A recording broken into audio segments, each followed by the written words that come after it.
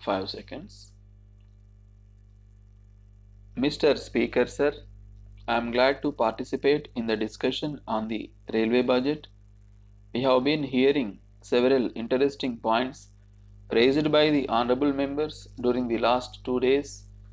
The honorable member who initiated the discussion from the other side made an appeal for increased allocation for the railways in the sixth 5-year plan.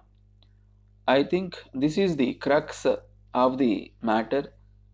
There are so many demands made on the railways, and there are so many problems that they have to face, but they cannot do so if they have not sufficient money.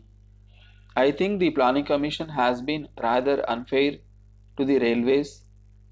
I would only add my appeal to that made by the other speakers that this matter, even at this stage, should be reviewed and more funds should be made available to the railways for carrying out the important schemes which they have before them.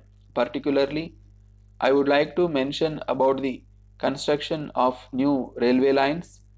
A very small sum has been provided for this purpose in the budget proposals. I request that it may be substantially increased. Then there are one or two aspects of the working of the railways to which I would like to draw the attention of the Honorable Minister. One is the matter regarding railway accidents. This is one thing which is very much agitating the minds of the people and also the members. There is a feeling that travel on the Indian railways has become very unsafe. I am aware that the Honorable Minister himself is very much concerned about it, and he has already indicated in his speech the measures which he proposes to take in order to prevent them.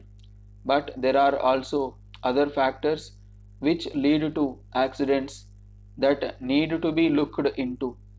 It is not only due to the negligence of the drivers or other railway staff, but there are some other factors also, like the failure of the brakes and various other things.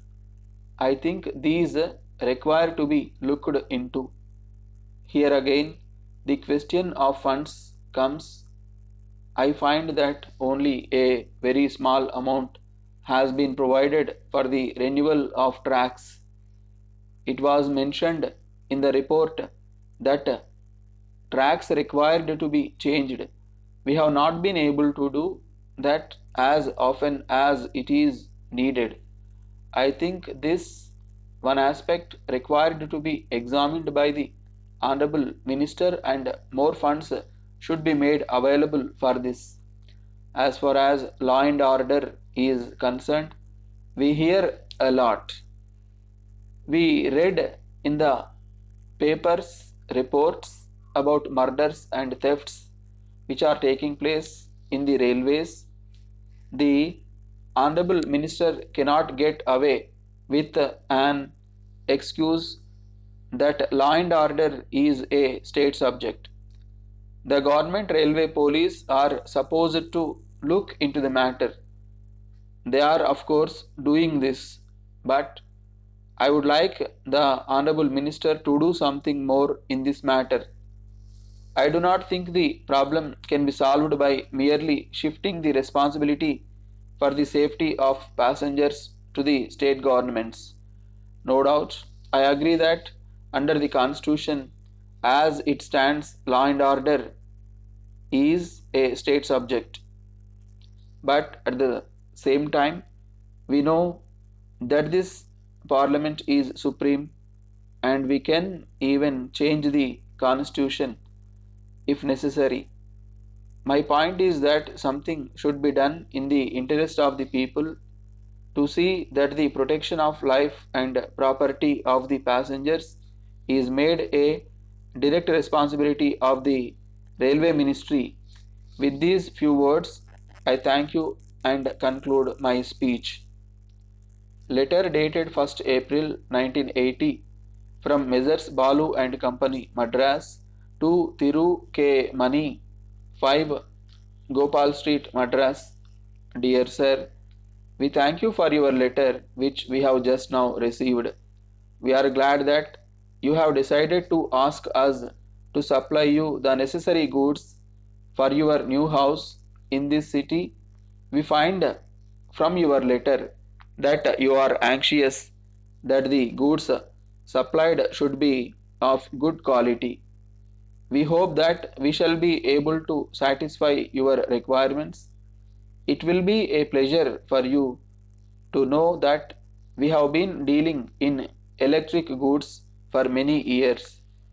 We think you will be glad to know that if you are able to find any defect in the article supplied by us, we shall be pleased to replace it immediately. In fact, there has been no complaint from our customers. We would like to inform you that we shall undertake any electric work. You may kindly note that it is not necessary to make any advance payment to us for this purpose. We assure you that if you can give the work to us, we shall be able to do it satisfactorily.